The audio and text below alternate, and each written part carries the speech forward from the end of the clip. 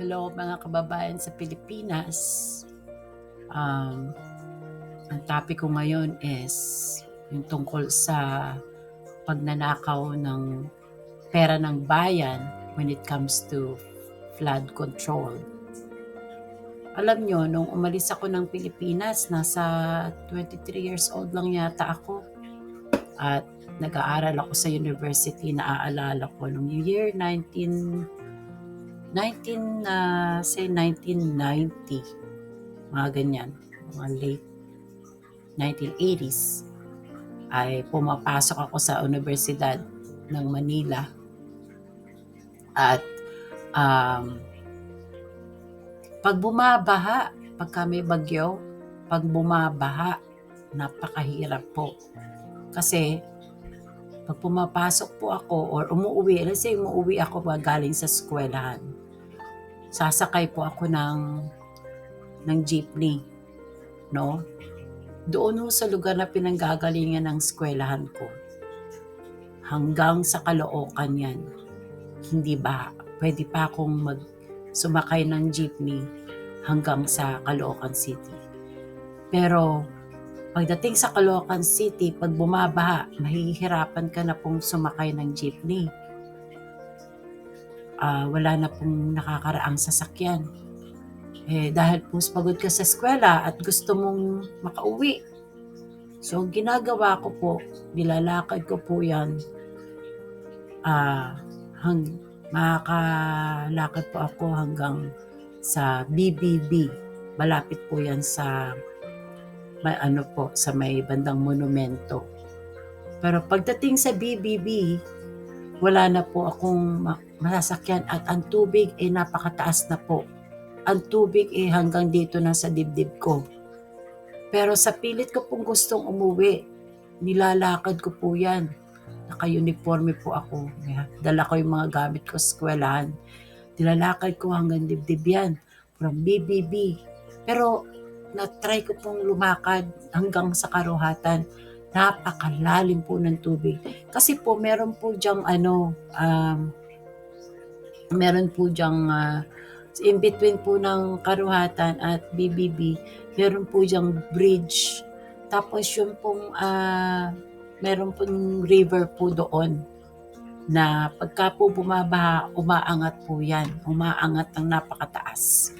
At makikita mo na lang habang lumulusong ka sa tubig, yung mga dumi. Yung mga dumi po, lumulutang. Nakakadiri po talaga. Kasi ang mga tao, tinatapon nila yung mga basura nila doon mismo sa tubig na yon. Kaya po isa yun sa naging dahilan kung bakit po nagkakaroon ng baha sa Manila. Actually po, ang baha ngayon, napakalaki na pong lugar ang naaapektuhan po niyan. At may one time po na merong truck na dumaan, truck po ng gasolinahan, na pinasakay po kami sa ibabaw at doon po ako nakatayo sa pinakataas para lang po maipadaan kami at nagpasan po namin yung bahang yon. Ganun po kalala ang Pilipinas ngayon. Ganun po kalala. Ngayon, nagtataka ka. Kasi po, pagka umuwi po ako, papuntang dito pong nakaraang mga 2018, 2017, ganyan, umuwi po ako sa Pilipinas. Taga Canada po ako. Umuwi po ako sa Pilipinas para bisitahin po yung mga magulang ko dahil po ang nanay ko po noon may sakit. At pupunta po ako sa kanila. Titira po ako doon sa may Bukawi, Bulacan. Balagtas, Bulacan po yun. At para po ipagamot ang nanay namin na meron siyang sakit sa kidney failure. So, sa kidney failure po niya, kailangan po siyang dadalhin sa ospital para po sa dialysis niya. So, yung po tinitirahan namin, bahay na pinatitira namin sa nanay namin, pagka po bumabaha yun, paglabas mo po sa kalye, baha po ang lalim po ng tubig.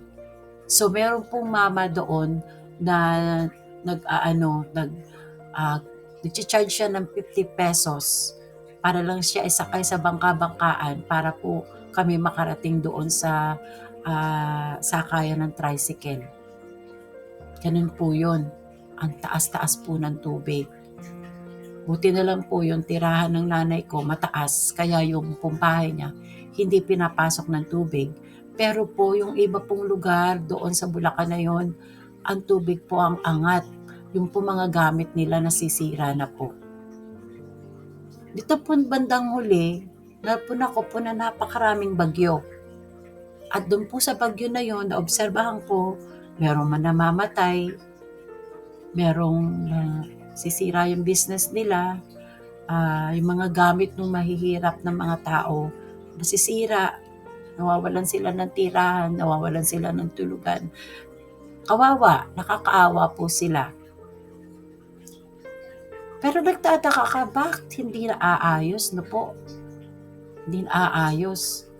Ngayon po, na-discover natin na ang ang dahilan bakit hindi naaayos ay yung pangungurakot po. Yung pangungurakot ng bilyon-bilyon na pera ng mga tao na konektado dito sa flood control na to. Panoorin niyo po. Nagalit si DPWH Secretary Vince Dizon sa District Engineer ng Davao Occidental. Ang in-inspection kasi niyang flood control project doon, fully paid na kahit hindi pa talaga tapos. Balitang hatid ni RJ Relator ng GMA Regional TV. Pinagulat ni na Public Works Secretary Vince Dizon at Independent Commission for Infrastructure Special Advisor ang dinatnan sa in-inspeksyong flood control project sa Barangay Kulaman sa Jose Abad Santos, Davao Occidental. Hindi pa rin kasi ito tapos kahit October 2022 pa idineklarang tapos. Paniwala ni Dizon, dami ng mga diskaya ang nakontrata ng DPWH Davao Occidental District Engineering Office para sa proyekto. Kasama ko yan, Rimando. Hindi ko Diskaya. Huwag na tayo maglokohan. Nagano na natin ang St. Timothy kay Diskaya, inamin na natin. Di ba? Huwag ka na magmangmangan sa akin. Natapos ang kontrata, yan nakikita nyo, media. October 2022. Nagsimula February 2022. Ang pinagaling ni Dizon, January 2023 pa, fully paid at contract price na 96.5 million pesos sa contractor. Kahit di pa tapos ang proyekto, hindi na ito itinanggi ni District Engineer Rodrigo Larete. So, isa lang po yan sa projects na nagawa ng mga magnanakaw ng pera ng bayan natin. So, nakaka-disappoint. Kumbaga ho sa mabulgar na salita, nakakasuka talaga sila. So, since 2024, a series of allegations of corruptions, mismanagement, and irregularities in government-funded flood management projects have been occurring in the Philippines under the administration of President Bongbong Marcos. The controversy centers on billions of pesos allocated for flood management initiatives, reports of ghost projects, which is substandard constructions, and the alleged cornering of contracts by a small group of favored contractors. In response, a series of projects against alleged corruptions was conducted in commemoration of the 1972 Declaration of Law.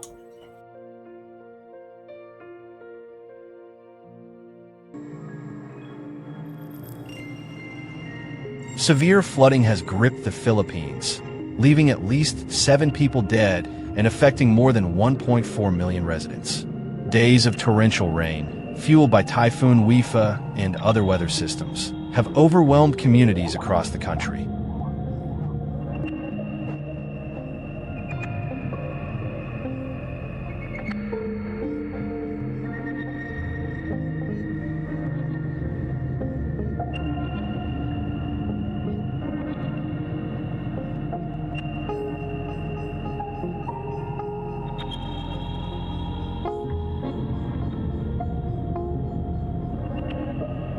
The capital, Manila, declared a state of calamity on Tuesday. In many parts of the city, roads have turned into rivers, forcing residents to wade through murky floodwaters. Daily life has come to a near standstill.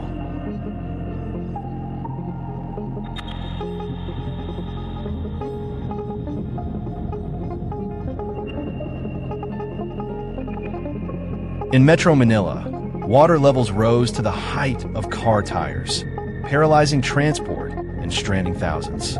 Rescue teams worked nonstop to clear flooded roads and assist trapped civilians.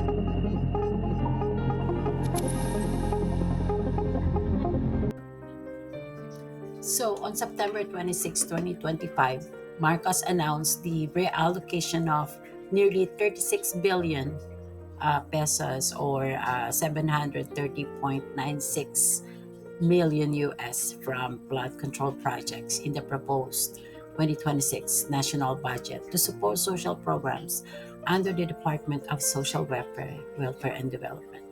So that's a lot of money, guys, right? It's billions of dollars we're talking about. But for years, I haven't seen the improvement in that flood project. And now we are seeing like the news is saying that there's a corruption, right? And those money are actually spread out to different people who try to steal those money from the people. So last week they had a rally against flood project, and people spoke. Millions of people joined the rally. People got hurt at that time. So when is the country government is going to wake up? And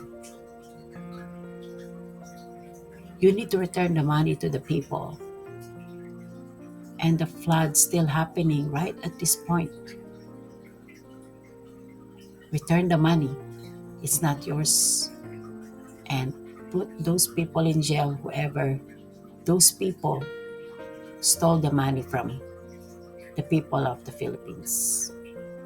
Take care. God bless.